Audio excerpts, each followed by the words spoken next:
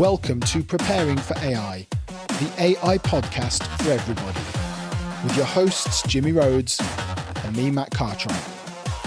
We explore the human and social impacts of AI, looking at the impact on jobs, AI and sustainability, and most importantly, the urgent need for safe development of AI, governance and alignment. No more pencils, no more books, no more teachers' dirty looks. Out for summer, out till fall, we might not come back at all. This is Preparing for AI with me, Matt Cartwright. And me, Jimmy Rhodes. And this is the second episode of a kind of short series that we're doing on the education industry. So we'll have an interview coming up with Julian Fisher. But before we do that, me and Jimmy are just going to have a bit of an introduction and a bit of a chat about our views on how we think AI is going to shape education over the next 2, 5, 10, 15 years. So Jimmy, do you want to start off with your views? Yeah, sure. Thanks, Matt. So education for me is one of those areas where I think I've only got reason to be optimistic here. Now, I don't know whether there'll be jobs for kids in 10, 20 years, which is a different challenge. But in terms of education, I think it's a massive, massive opportunity. I think that AI can potentially bring better opportunities for education to maybe people who wouldn't normally have access to that level of education. I think it has because there's opportunities there for massive customization and for custom learning, depending on your learning style, depending on your level. I think that I don't know if education institutions are kind of adapting to AI that quickly, but I just think there's huge opportunities there. Hallucinations aside, I guess, because that's where I suppose that you've got to be a little bit careful, that you're not learning from an AI that's making stuff up. But like with young kids, for example, starting with for young kids, one of the things that I know you've used AI for is just sort of like really encouraging imagination, and that's something that I find is like incredible with AI. I don't know if you want to come in on that. Yeah, so I mean, I use it occasionally. I try not to use it too much, but with my daughter and to a lesser extent to my son, we use it for kind of storytelling. I guess at times when, I've read 2 stories and she says, "Can I have one more?" And I'm like, I need to do something else. And then you let, ChatGPT or Claude or whatever come up with a story. But it allows them to think of the theme of the story, but also kind of, add to it. And then when that story comes out, it's like the next time we'll say, okay, well, remember that last time, but let's add something into it. So it does kind of stimulate their imagination. I think it's definitely a good use of it. I mean, it's a tough balance, I think, with kids, particularly young kids, with, the pragmatist, which thinks, okay, we need to get them ready and to understand these tools and to, I mean, I don't necessarily think they need to be using them at 2, 3, 4, 5 years old, and then they won't be able to understand. If they don't, they won't be able to understand them in future. But understanding that this is your future, you're going to have these tools. They're going to be a massive part of your life, but also balancing that with the fact that you want them to, take up sports, and it's probably more important than ever to have hobbies that are not looking at rectangles, as you often say. So it's a kind of balancing that. But I do agree, one of the areas that it's really good is creativity. And the other one, which we did talk about a bit with Eddie on the last education episode, is, being able to provide assistance when parents and maybe even teachers can't do it. So particularly with things like homework, where you've got a specialist piece, like let's say, your kid's studying algebra or calculus and you can't remember any of it from when you studied it, rather than trying to make not to lose face, but to tell them, that you understand it, you can use the tools then to do it. So yeah, I mean, there are definitely good uses. I'm pretty optimistic about AI in education as well. Part of the reason I'm optimistic is because I think it's another industry where it will actually sort of augment people, particularly in the next, 2, 3, 4, 5 years anyway. I think back to, my mom was a teacher. My dad spent part of his life as a teacher. I had friends who were teachers, and all of them, it was the lesson planning and stuff like that they didn't like doing.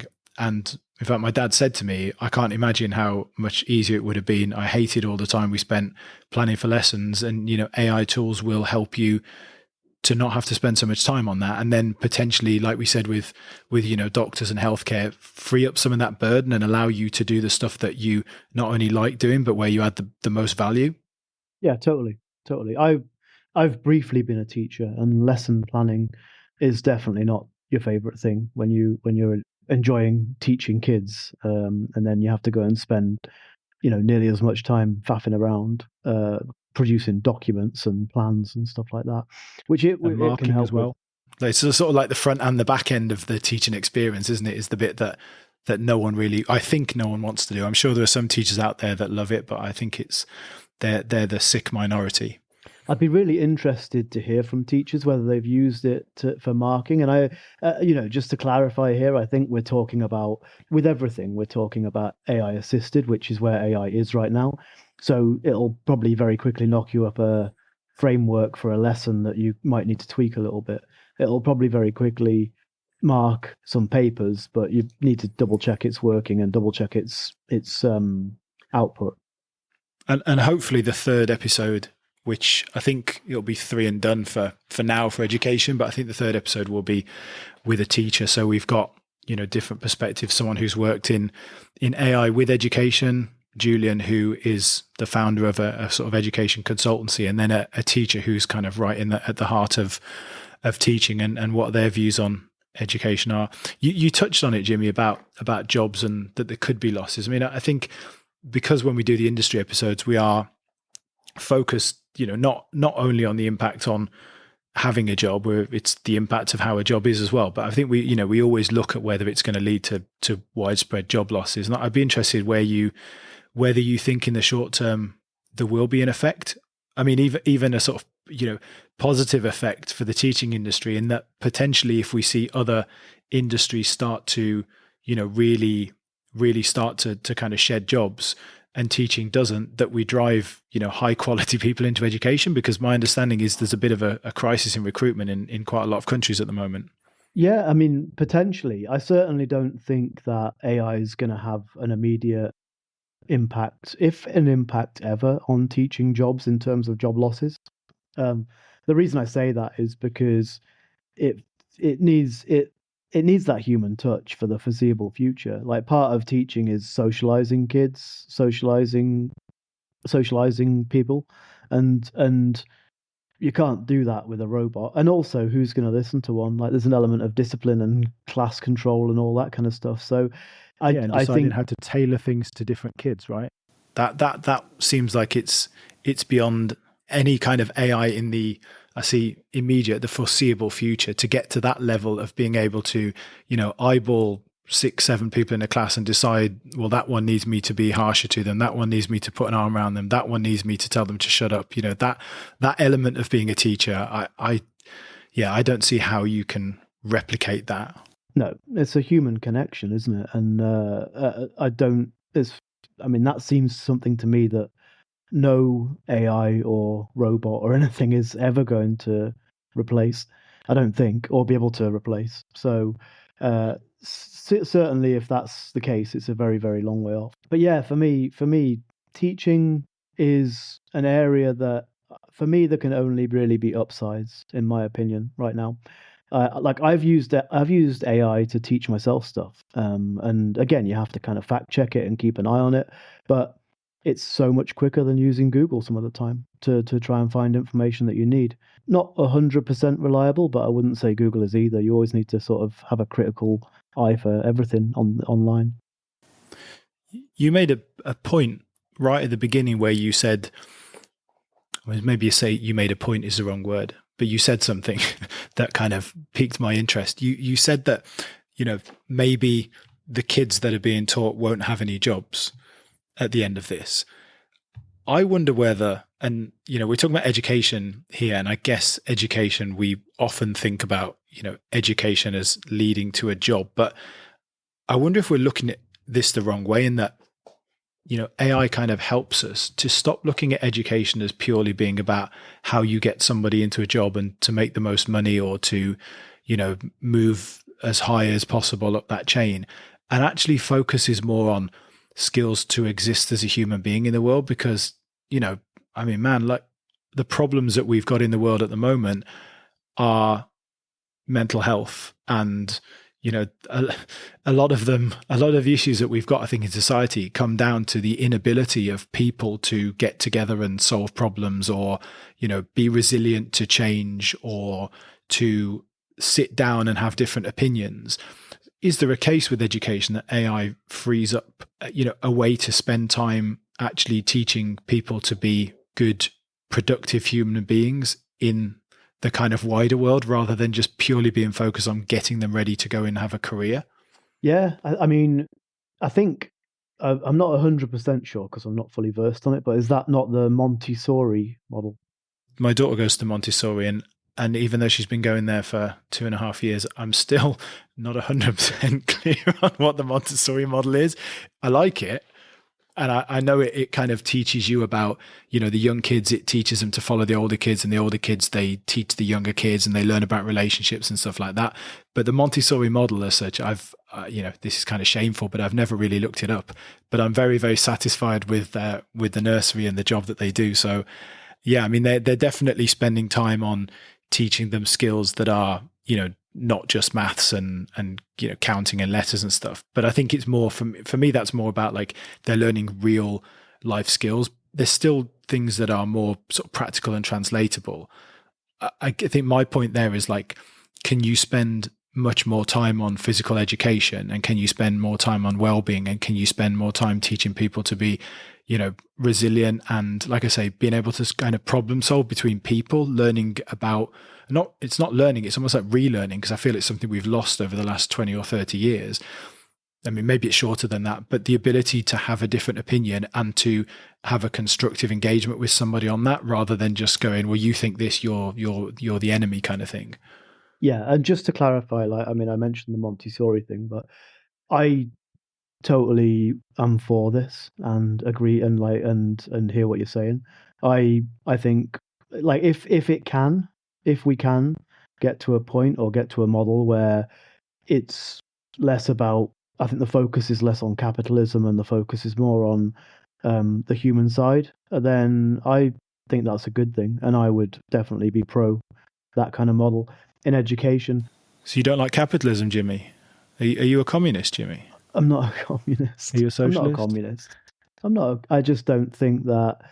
I think the fact that money makes the world go round is a kind of narrow-minded view. When it does, we're getting into stuff that we don't normally talk about on the podcast, but money's not related to happiness. It's been proven time and time again, and all this kind of stuff. So. I'm not a capitalist. I don't know what I am. I'm not a communist. I'm not a socialist, but I'm not a capitalist. I'm my own individual self. Your own breed. In all seriousness, I think I'm all for that. The best advice I can give to people going through education is find your passion, find what you enjoy, and just do that, and pretty much ignore everything else. Like, if most people have something they enjoy at school and through life and all the rest of it, and if you can just do that and not worry too much about whether it's going to turn into a job or money, then actually I think most successful people do what they're passionate at anyway. And you can make money doing anything. So, and in an AI utopia, then that's what everyone is hopefully going to be able to do: pursue their dreams and not have to be a slave and join the rat race, right? Yeah, and I hope we get there. I'm not sure I'm optimistic about that in any sense, but I'm hopeful. I'm definitely hopeful. Yeah, hopeful. Maybe that's how I describe myself: hopeful, but not optimistic. Yeah, I think optimism's a bit too strong for me. Yeah. Right then. Well, Jimmy has used his income from the podcast to buy 20,000 NVIDIA GPUs, so he's off into the back room to train a super intelligent AI. I'm going to slip into my silk dressing gown and go into the other studio and interview Julian Fisher. So hopefully you'll stay listening, and we will see you all, or I will see you all, in 15 seconds.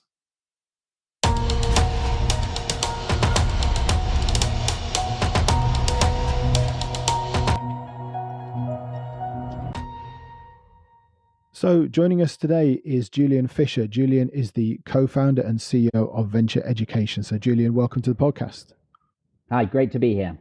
Do you want to just maybe a bit of a self-introduction, but maybe in that self-introduction, you could include anything that you have been sort of using yourself or have seen coming into education industry from an AI perspective already. Sure. So I worked in international schools for about 10 years. And then in 2013, I co-founded Venture Education. We started off doing a lot of student-facing stuff, summer camps, and we had a learning center. But we started a market intelligence consultancy in about 2017. So, we do reports and we kind of provide data and intelligence on what's happening in the Chinese education sector to governments and companies and universities around the world. And basically, in about early 2023, so about a year and a half ago, I had a conversation with a friend about AI, a kind of drunken conversation, if I'm honest, where he sort of convinced me that it was going to change the world. And immediately the next day, I posted a job advert saying I was looking for an AI specialist 1 day a week in my company, really with no idea of what exactly I wanted them to do. I just sort of realized I needed to do something. And I got 3 applications, and 2 of them were honestly pretty nonsensical. Like I couldn't actually understand their cover letter. I really didn't understand. They were clearly very technical people. And then the third guy, he just kind of seemed a bit interesting. I'm based in Beijing. He's an American guy. And so I called him in for an interview. He was an hour late for the job interview, which, isn't typically a good start. And then, one of my first questions was like, right, so what have you done in AI? And he's like, nothing.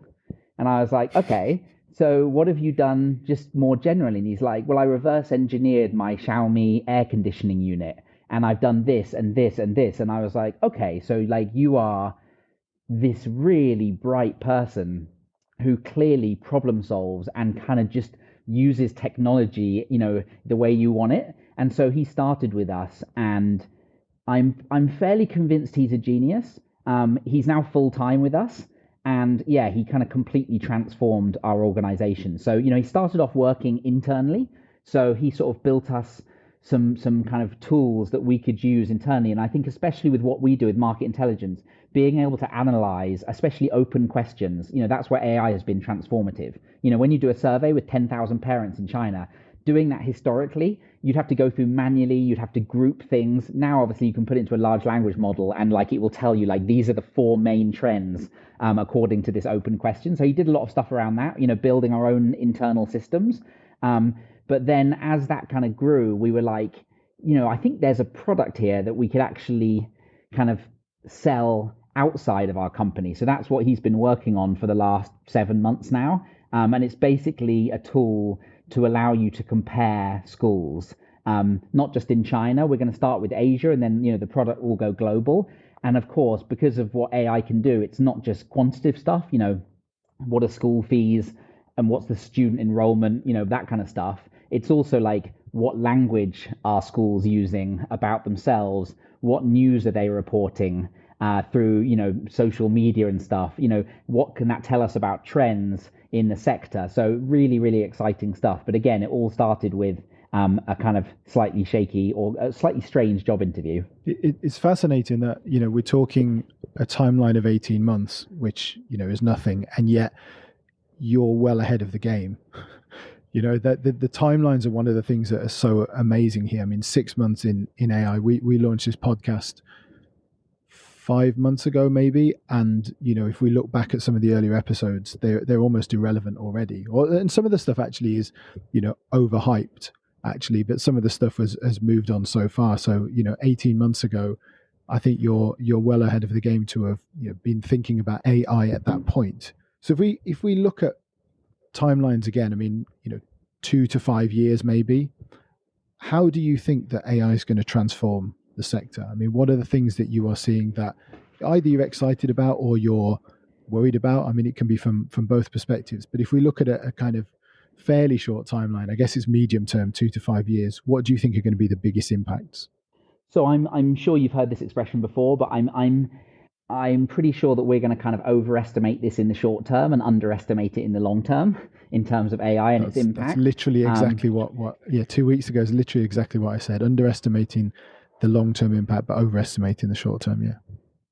And I think you've seen that in education. I mean, even what you just said, I mean, in the last 6 months, I think 6 months ago, every single conference around education globally was like AI, what's it going to do? Yeah. And you can see even in that time, it's kind of settled a little bit now.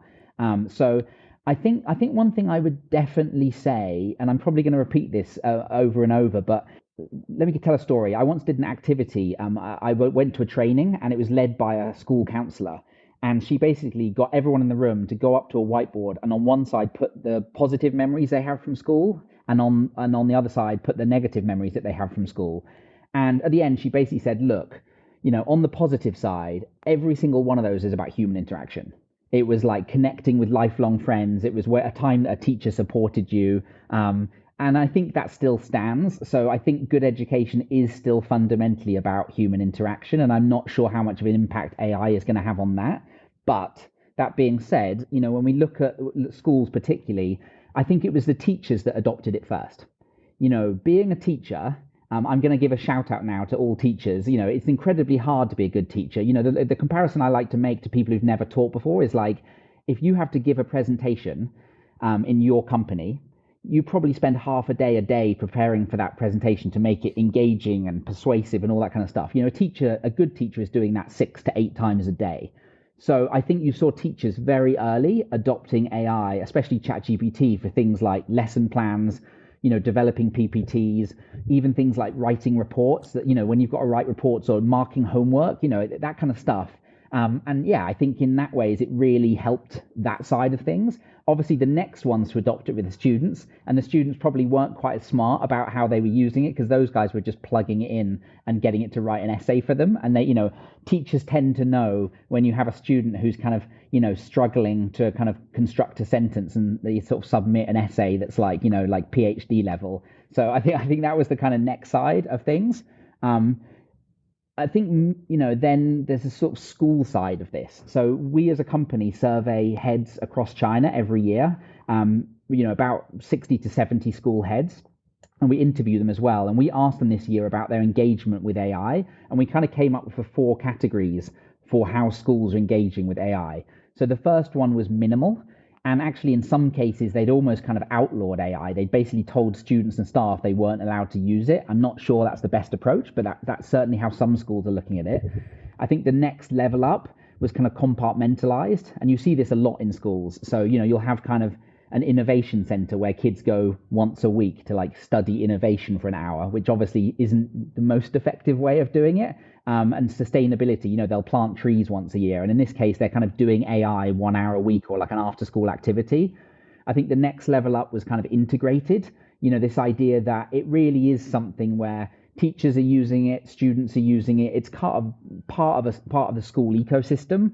I would say that the top level that very few are at, but a lot of them I think probably think they're at, is kind of embedded.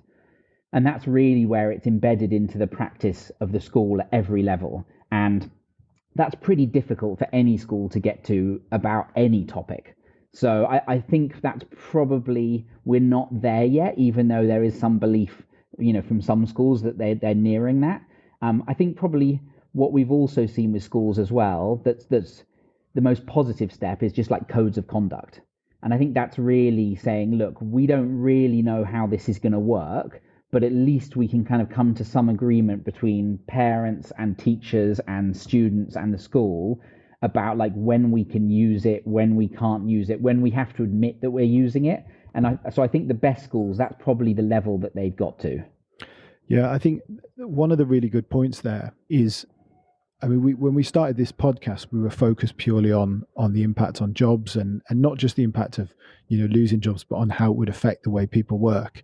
And I think one of the things that we found were there are a few industries, and teaching is one, healthcare, particularly for kind of doctors and nurses, was another one, where in other industries the threat was there that AI was going to take jobs away, but actually for teachers it's really having an impact on reducing the burden. So my mom was a teacher. I know one of the challenges for teachers was always the amount of time that they had to spend on administration, and the amount of time that was not spent, like you say, on the face-to-face stuff, the actual interaction, the thing where you need a person.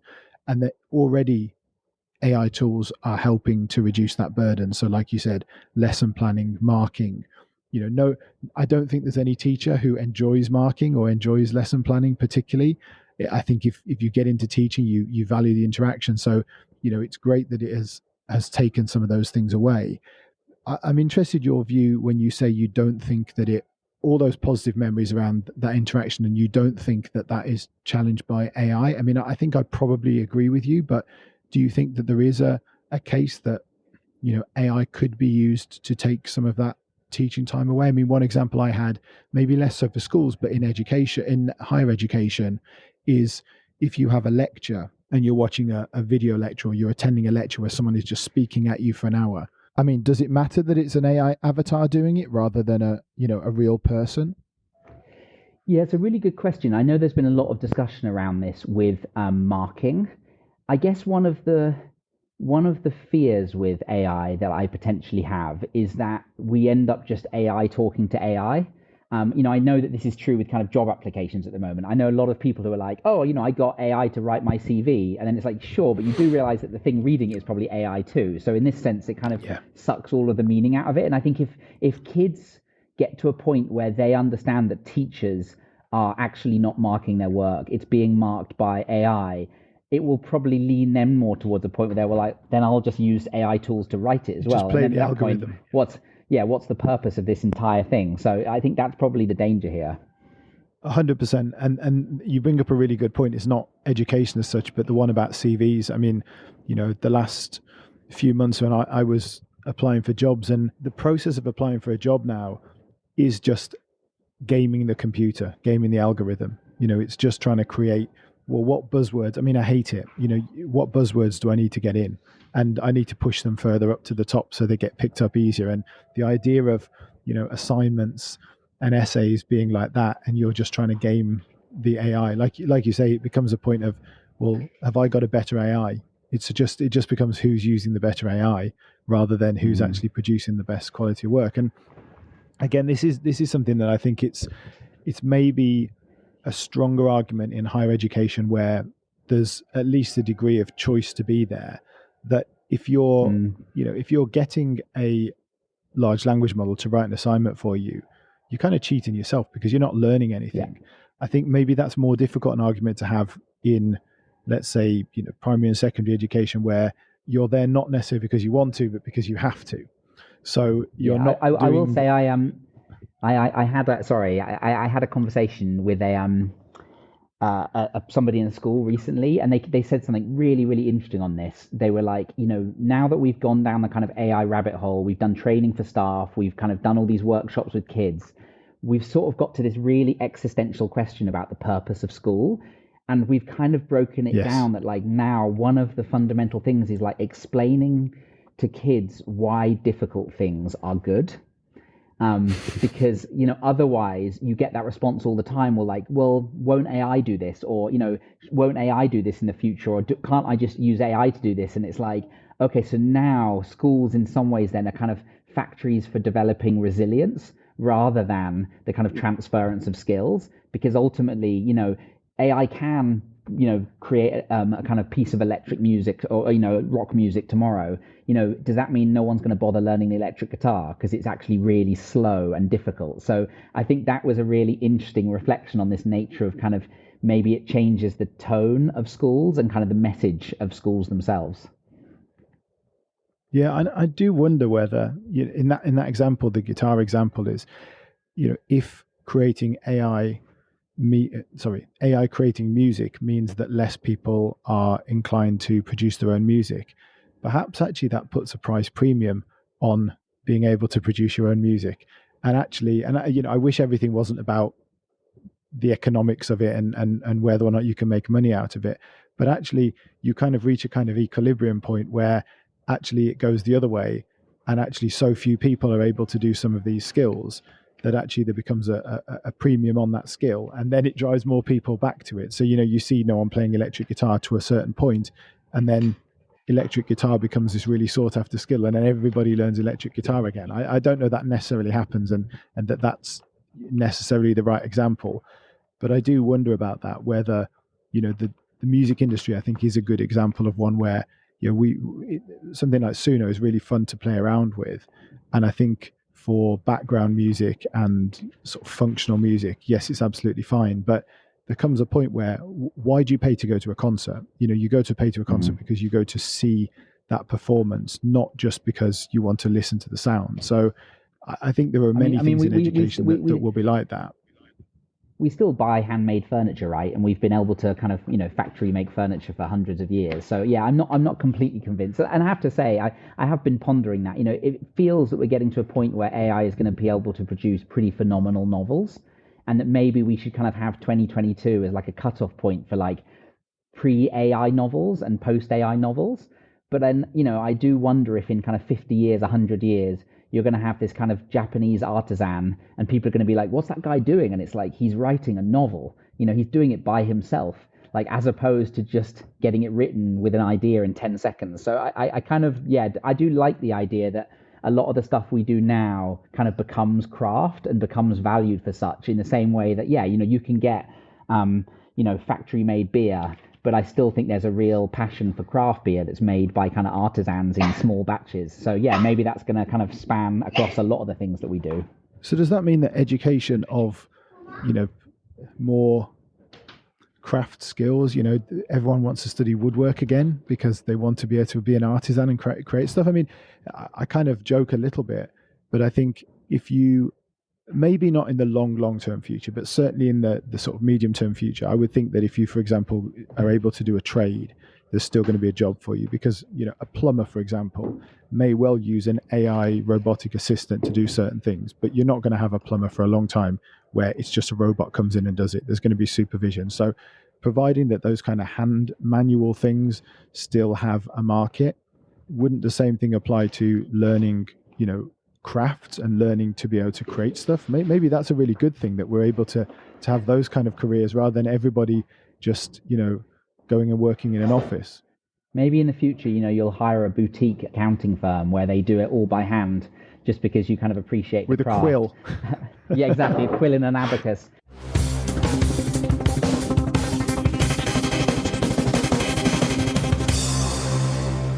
Yeah, so I think, on that kind of question of short term, long term, I had an amazing conversation with a guy from New York State in the US, who had been tasked in the late 80s with getting everyone up to speed with technology. Obviously, computers had started to become more common. And he was talking to me, we were at this EdTech conference in Shenzhen or something, and there was loads of kind of futuristic stuff. And he was looking around and he was like, the truth is, it took us 20 years to get to a point where we felt like we'd got most educators in New York State to a basic level where they could use like Microsoft Word, PPT, basic Excel. Like that was actually how long it took to get an entire state up to a really basic level of using what is now kind of common technology. So I do think maybe we shouldn't overestimate how quickly this is all going to move. And I think a good example of that too is like, during COVID, around the world, you had a year, let's say, where students had to study from home, and all this ed tech that was out there, right, that's been talked about, kind of game-changing ed tech, all this online stuff. In the end, what was the tool that actually got used? It was Zoom, right?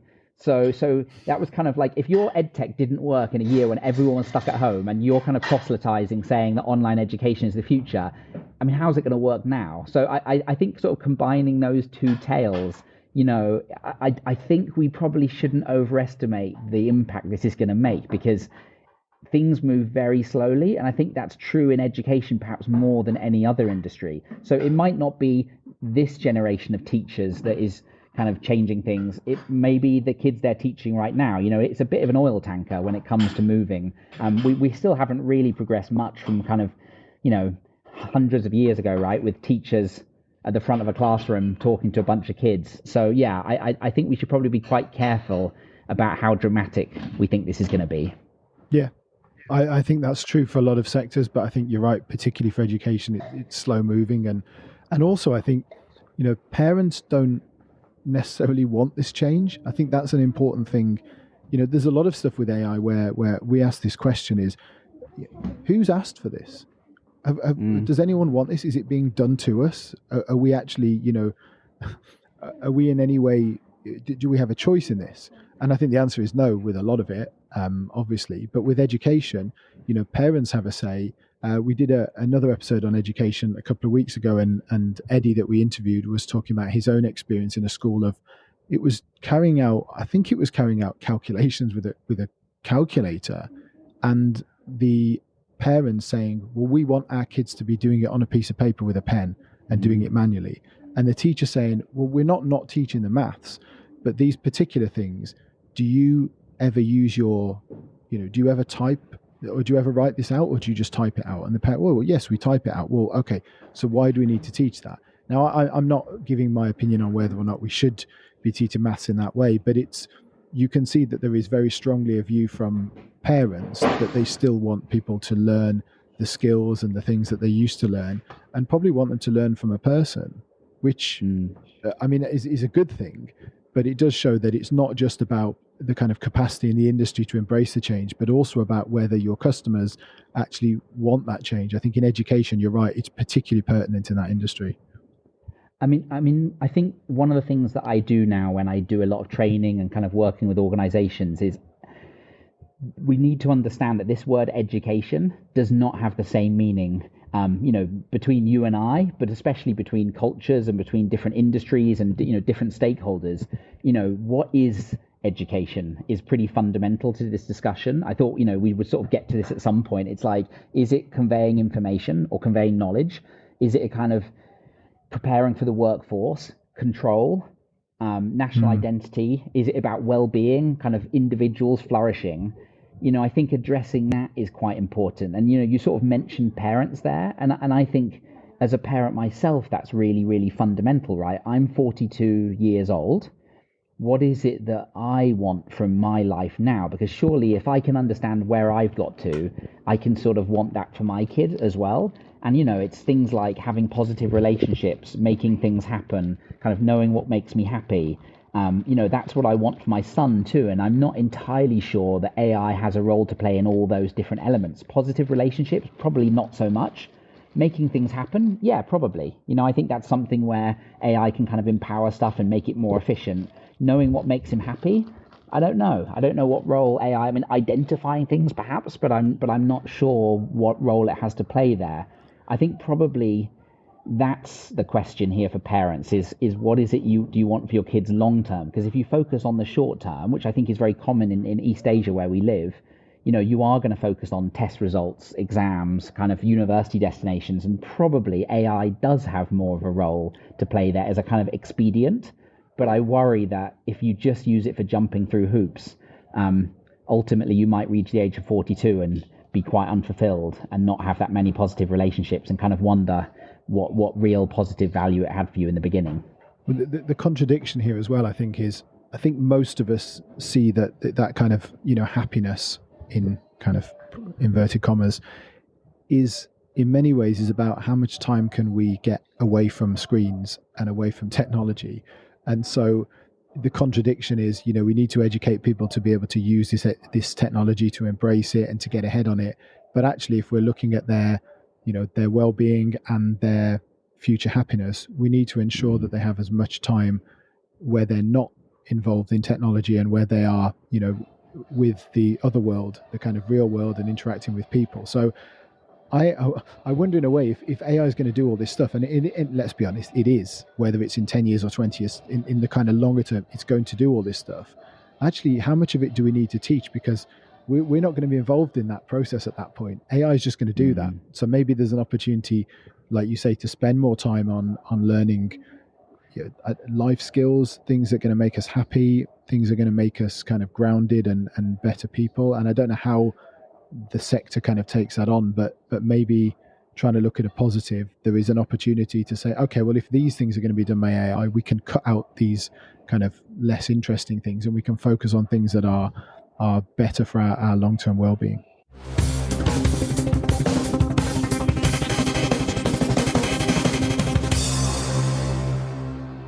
Yeah, what you said there at technology, that's probably my biggest concern here, is that we have unleashed some things on the world in the last kind of 20, 30 years and kind of just I guess just because we could and because there was a kind of commercial imperative. And I'm not sure that a lot of them have worked out really positively. I think social media is a really obvious example. We're all completely bound to it. I spend hours a day kind of, sending funny messages and looking at memes and all this kind of stuff, but I don't think it brings me much value. And I also think that we've seen with teenagers, particularly, especially teenage girls, just the impact social media has had on anxiety and depression and all that kind of stuff. I think things like mobile phones, again, I'm really unsure about what to do with my own child and that technology, because in the country I live in, it's like you look around in restaurants and every single person is on their phone, and it just feels a bit worrying. So I feel a little bit the same about AI. Like, I'm willing to hold back a little bit. This is with my own family, but also with schools too, because I think we need to kind of see where this all pans out. And maybe just because we can, it doesn't mean it's good. I think you're certainly seeing that with movements now. In the UK, there's discussion about banning mobile phones for under 16s. And, there's a huge amount of parents who are really supportive of this because they feel like this technology has just been unleashed that's kind of ruined their childhood and kind of ruined their development and has made them kind of really uninterested in doing anything other than playing Candy Crush. So I do have a wariness about this and a worry too that we are unleashing something without fully understanding the repercussions.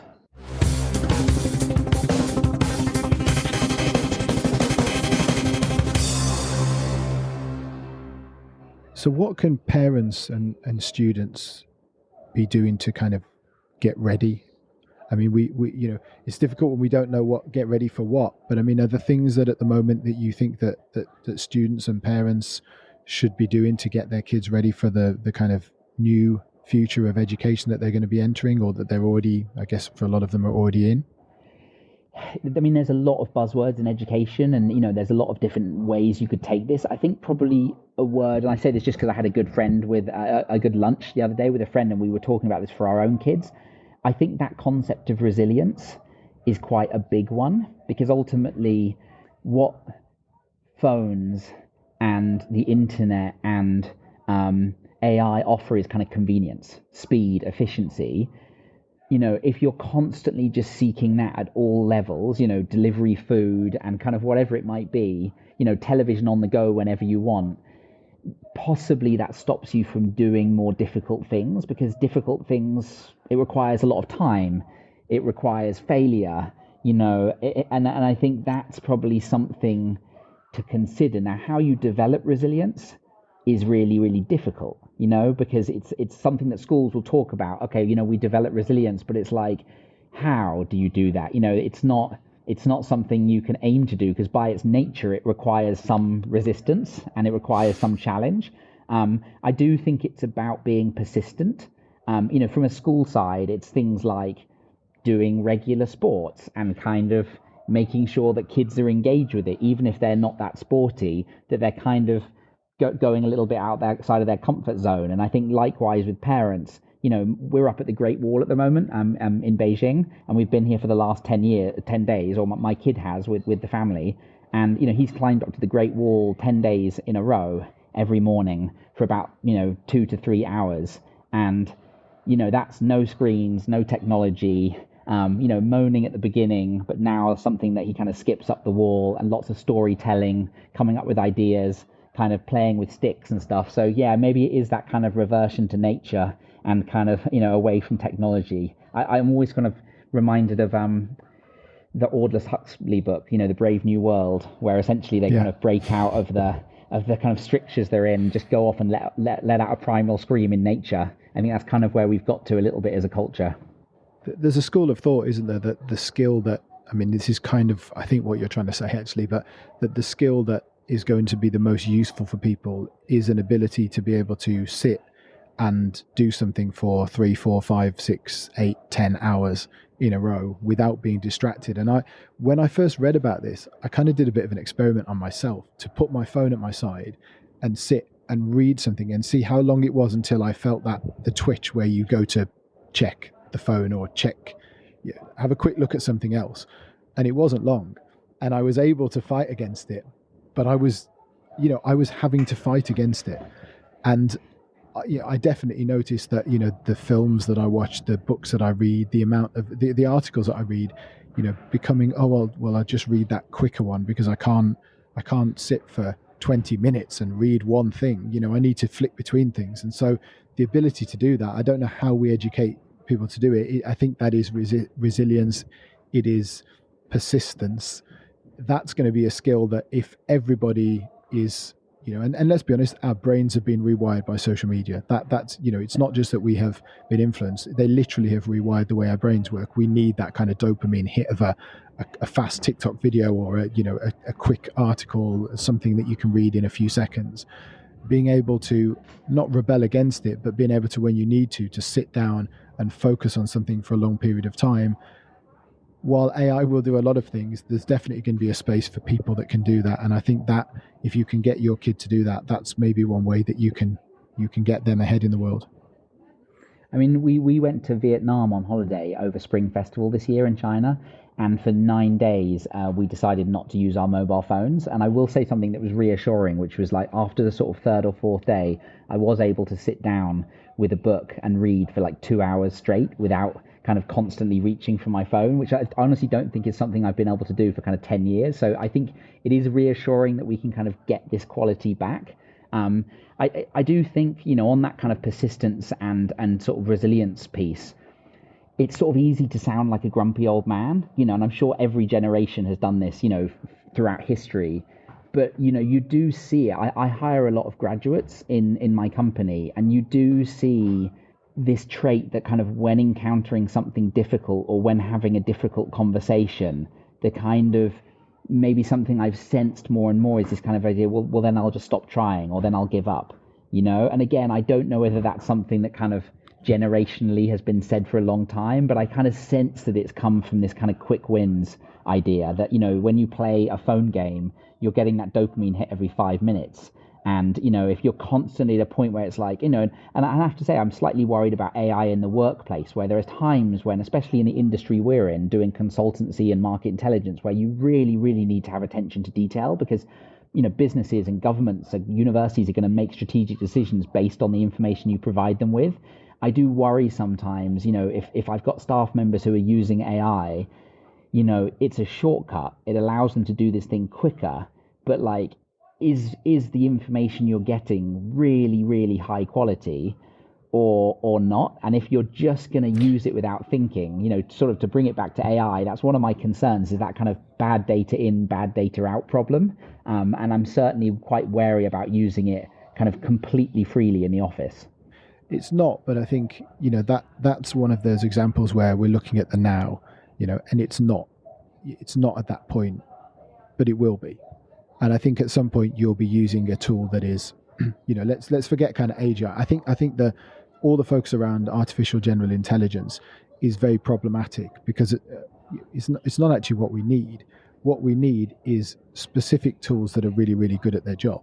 So if you're looking to do market research and you have a tool which is better, because like we say, people make mistakes, the machine makes mistakes. We use a person at the moment to check the work of the machine. Well, at some point, a machine will check the work of a machine.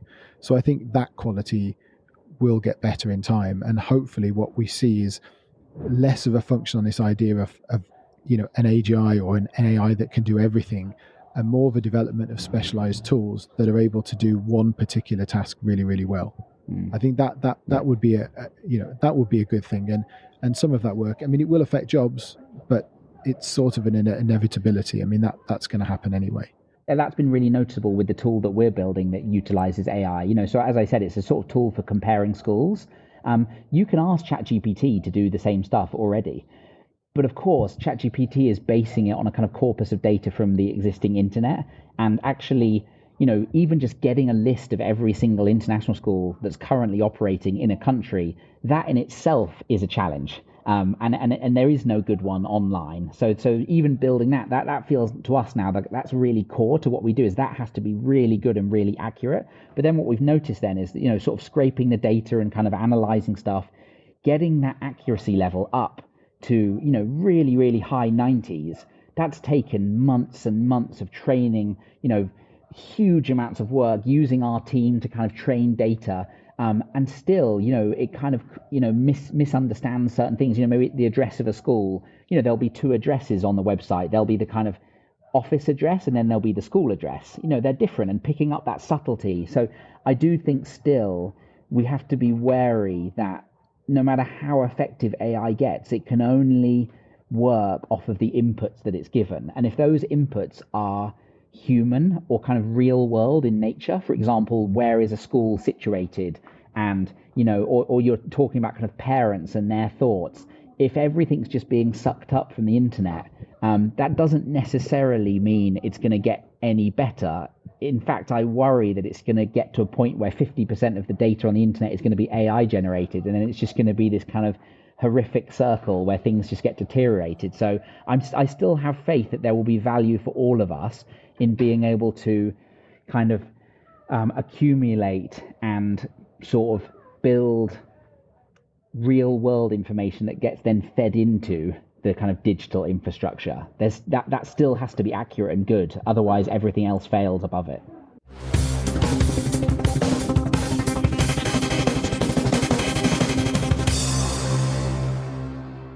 I don't know if you know the sort of theory around this dead internet theory, which is essentially that I think it's that sort of 50%, as I think that was the example you just used, or 51% of the information on the internet is actually, it's not real. It's either, bot or AI generated.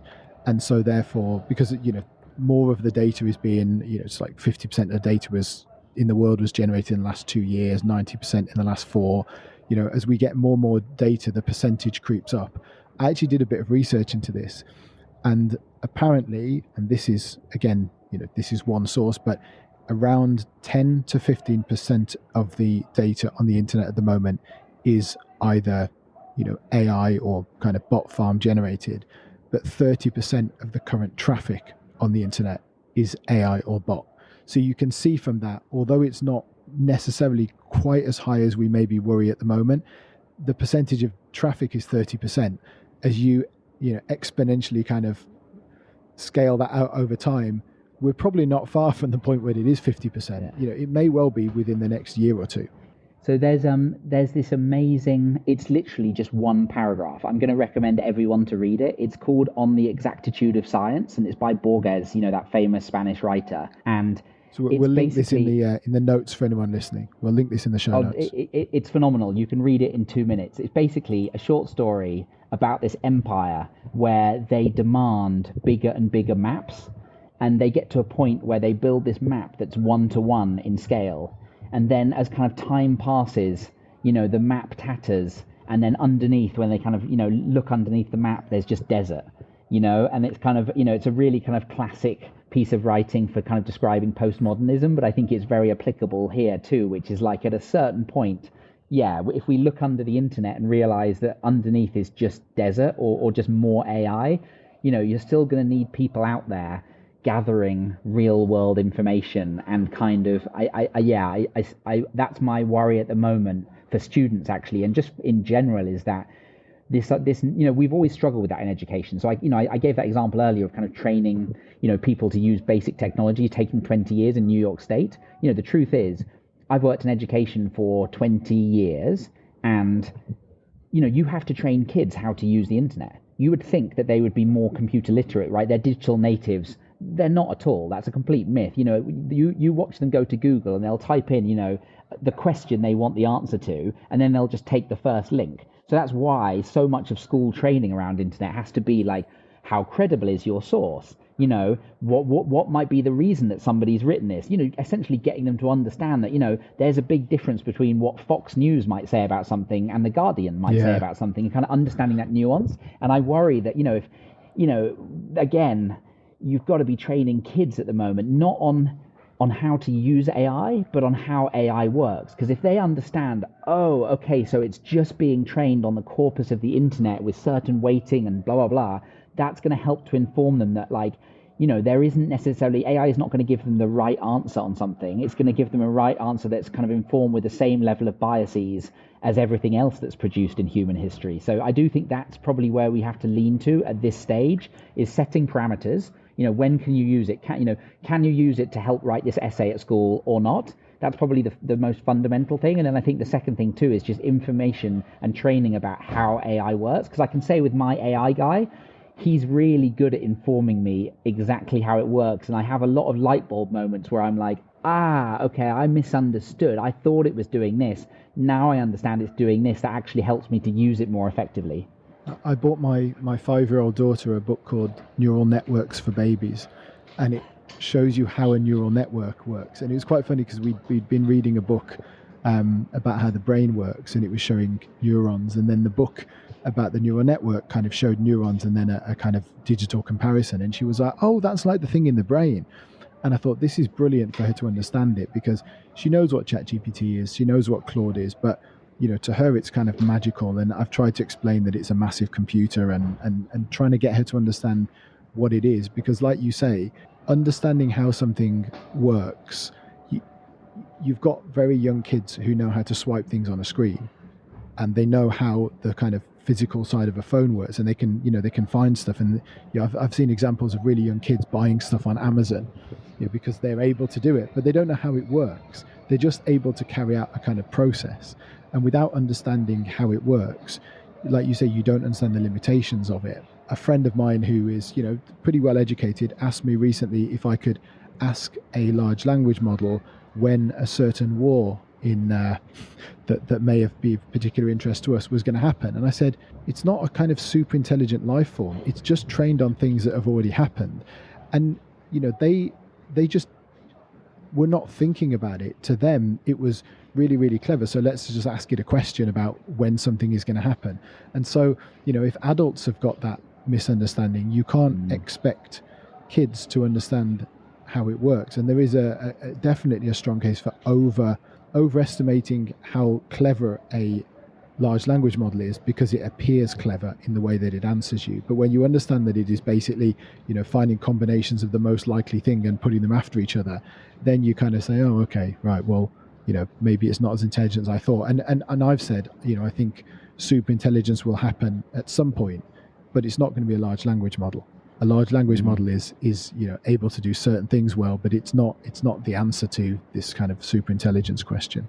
Yeah, so just one thing on that I, as I mentioned with the platform that we're building, we've had those discussions about where this could go in the future, and what could it predict? Because obviously, if we're looking at 1,000 or 5,000 schools across Asia, and let's say 5 of them close, could we then start to actually understand, what were they saying in social media, and what language were they using before they closed, that might hint at schools that are struggling in the future? Could we use it from patterns in the past to kind of predict the future?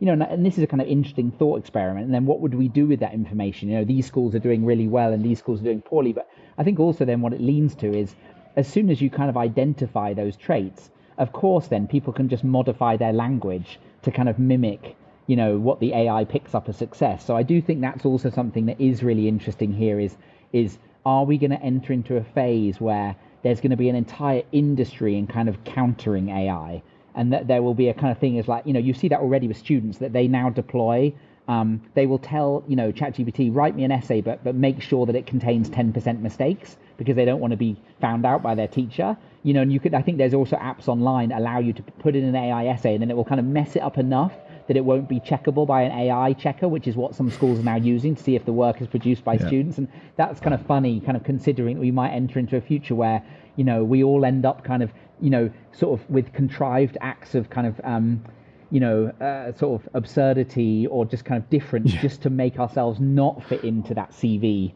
checking AI thing. And it's going to, this whole cat and mouse game is going to be really interesting. I think, just to finish that subject, we're going to have to change probably the way that we assess people's performance. So, the traditional way of writing essays, maybe that's going to have to change, and maybe more kind of, in-person exams, things where you can actually see people producing the work. Maybe that's the direction that we move in. Yeah, the big push is portfolios. It seems that that's where it's going to go. A lot of US universities are talking about that now, saying we want to see, a portfolio of 2 years work or 3 years work, because this notion of, a personal statement or a final exam is just increasingly absurd. So yeah, it does feel that might be where we're heading is portfolios rather than, high stakes examinations.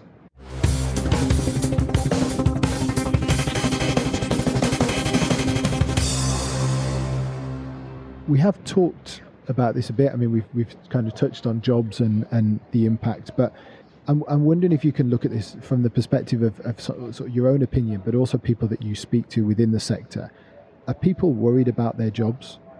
Are people in the education sector worried that AI is going to take away their jobs, or do they really see it as, this is going to make our jobs more interesting or better? So you touched on this earlier, but Pearson released a document, I think it was 2017, so this is sort of pre-AI era, but it was called The Future of Skills, where they basically looked at what are the skills that different jobs require and which ones are going to kind of be made redundant and which ones will remain. And essentially the number one job out of every job that they could identify that would exist, I think it was by 2030, was teacher. So I have to say, I think if you're a teacher, you feel pretty bulletproof at the moment, because it feels like we're a long way from schools being replaced with robots and screens. Because, I mean, let's be clear, adaptive learning already exists. If you want, you can go online and find a maths platform where a kid can sit down, they do a question, if they get it right or wrong, it adapts. That stuff. So in practice, why do you have school? You could just sit a kid in front of that and they could kind of get better at maths. So I do think that teachers do feel that AI is actually more of a benefit to them because it can help with reports and homework and all that kind of stuff at the moment. I think they probably have doubts or concerns about how the students are using it, but yeah, they're not worried that they're going to lose their job anytime soon. I think where you're going to see probably opportunity for AI in education rather than a challenge is just where there's scarcity. So, an example that I can think of, I don't know what's happening in this space, but, if you look at a lot of schools, mental well-being, school counsellors, they're hard to train, it's expensive, most schools don't have that resource. Do we get to a point where kind of counselling chatbots, and I never would have said this 5 years ago, but do we get to a point where kind of counselling chatbots actually have quite a lot of value? Because if you look at the counselling and coaching process, a lot of it's about questions, actually. It's about kind of, asking the right questions, and the part of the process that is transformative for people is being able to talk through their problems and kind of understand where things are coming from. Is that something where, would I have a problem if my kid kind of, had a kind of counselling chatbot that he talked about problems? Probably not. So I think that might be an area. And I also think looking at kind of big data and kind of analysing things, and again, trying to kind of problem spot, if you're looking at kids who are maybe a bit troubled, are there patterns that they follow where we can kind of make interventions earlier? So I think there are opportunities here actually for AI and the kind of invention of new roles around that, as opposed to teachers losing their jobs. So I guess I'm here as a bit of a positive one compared to maybe some sectors where they look at mass redundancies. Yeah. I mean, some of the research I did on this, so teachers was one of them. The actual top two jobs that were the least threatened, social worker, I think, was number one, and counselling was number two. I think teaching was a little bit further down on where I saw it. But the counselling example is really good. I'm really torn because I've done counselling in person, I've done counselling online with a person, and they are very different. But the one thing that I found with doing it online was actually, if this is effective, then why do I need a person? Because I don't have that one-to-one interaction where I'm in a room with a human with the kind of, the warmth and the kind of, not fuzziness, but, that feeling of being there with a person. I'm speaking to a screen. Do I care if it's an avatar? Do I care if it's a human being? As long as they're good at asking the right questions. Because like you say, the process is not really about...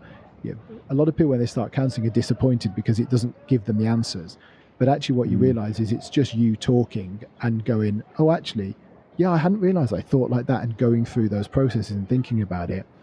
There are a lot of people, I say a lot, in number rather than percentage of people, who are already using AI tools as kind of companions and as not necessarily kind of formal counselling, but to come home from a day's school or a day's work and to talk to it and talk through what you've been doing that day. And it'll just say, that's really terrible, how do you feel about that? And they find a lot of peace and a lot of help in that, and that's going to get better, especially if you get your own tailored. You can use Character AI is a platform that allows you to choose different kind of AI characters that have different personalities that will respond in different ways. So you can find that kind of thing. Once you tailor one to your way of thinking, as a parent, I kind of feel like, oh God, do I want my child to be, having their online fake friend. But actually, if it solves a loneliness problem, is it a bad thing? I think there's a balance there, like we said before, about doing outdoor activity, interacting with real people. But if we accept that AI is going to be here, it feels like that is potentially a fairly positive use case for AI. Yeah, it is really interesting, I think, that for all of us, that when we thought about AI 5 years ago, I don't think we understood the sectors that it could disrupt fully. We thought about robots, didn't we? Let's be honest. We were imagining robots. And automation. And I think it's interesting about things with counseling where when you actually understand the process, you realize it is quite replicable, and it's really, really based on patterns. And so in that sense, AI is actually really, really effective at it. I mean, I do have a sort of thought experiment, which is I'm pretty convinced that within 10 years, we're going to see holographic stand-up comedians. Now, my logic for this is that you would say comedy is the kind of last bastion of humans, but actually, I'm pretty sure if you just plug in, 10,000 comedy performances, get to understand timing, what it's doing with language, actually it's quite replicable. So it is interesting that those areas that previously we've thought were completely off limits for AI and technology, now in a way you realize, well, if they're based on pattern and they're based on kind of repetition, and that's actually sort of something that you can acquire through kind of absorbing, a huge body of similar material, then yeah, things like comedy, music, film, literature, those do seem eminently pregnable. Well, Anthropic's Claude, which is the kind of large language model that we prefer on this podcast, already has a kind of sense of humor. Now, it's not hilarious, but it's a sense of humor that's translatable. So, if that's where we are now, I definitely think within 10 years, whether people want to see it or not, I guess is a different question. But yeah, I don't see any reason why it's not replicatable.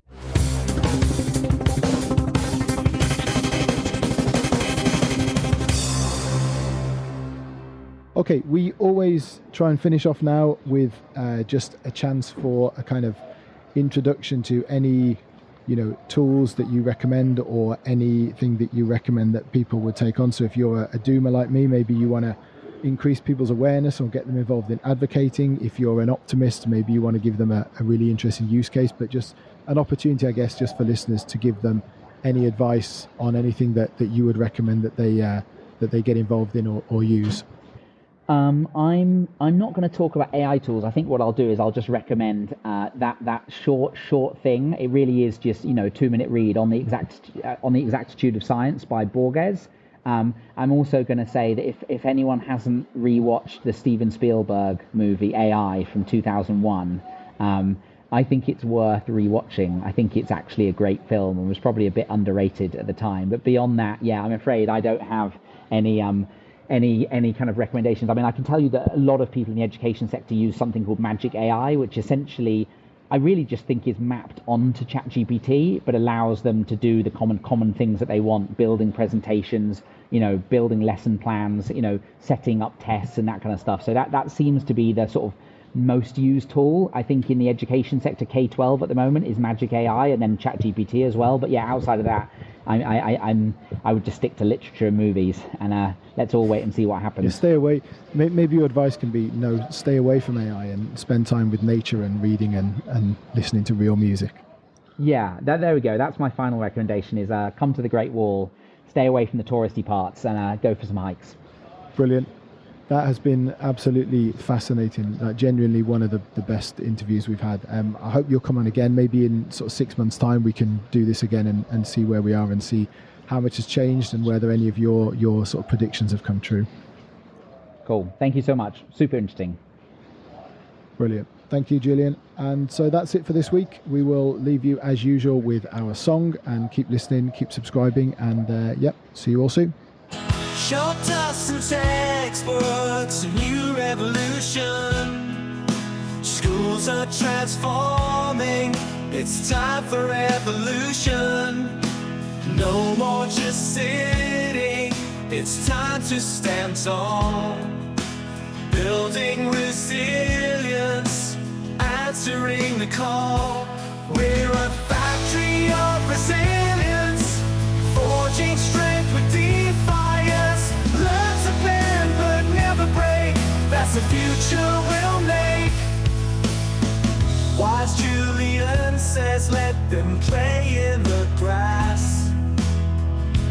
future's classroom where real lessons pass. Scrape knees and laughter, that's how we grow. Resilience blooms where the wildflowers show. We're a factory of resilience, forging strength with defiance. Learn to bend but never break, that's the future we'll make. Reborn just words, a map and the land. When knowledge overwhelms, we must understand. Life's not exact, it's messy and real. Resilience teaches us how to deal.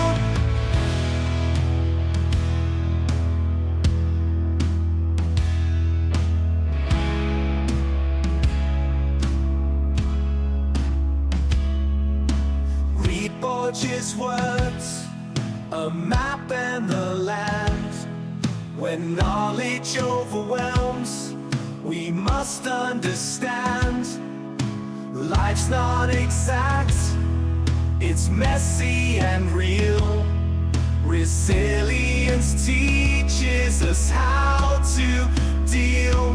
We're a factory of resilience, forging strength with defiance. Learn to bend but never break, that's the future we'll make. From school halls to wide open spaces, we're building resilience in all places. The future's bright, just wait and see. Factories of resilience is what we'll be.